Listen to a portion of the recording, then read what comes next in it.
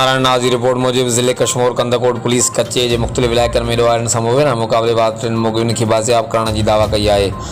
Police कच्चे वारे इलाइक़े जंगिण थाणे जी हद मां हिकु हफ़्तो अॻु अगवा थियल काठियूं कंदड़ पोरेतनकोट दड़ी सुंदराणी रहवासी ग़ुलाम नबी शेख ऐं भूरो शेख खे ॾोहारियुनि सां मुबैना मुक़ाबलेबाज़ बाज़ियाब करण जी दावा कई आहे। ॿिए तरफ़ ज़िले कशमोर कंदकोट पुलिस ॿ हफ़्ता अॻु मच्छी जे फार्म तां अगवा थियल अब्दुल वहीद दहाणी के दुरानी मार के कच्चे वारे इलाइक़े में ॾोहारियुनि सां मुक़ाबलेबाज़ बाज़ियाब करण की दावा कई है। पूरा इलाइक़े में चौबोल आहिनि त मुग़वियुनि खे राजूनी कोशिशुनि ज़रिए बाज़ियाब करायो है। और वक़्तु आगाह लाइ ॾिसंदा रहो GTN वेब न्यूज़ गोस्पुर।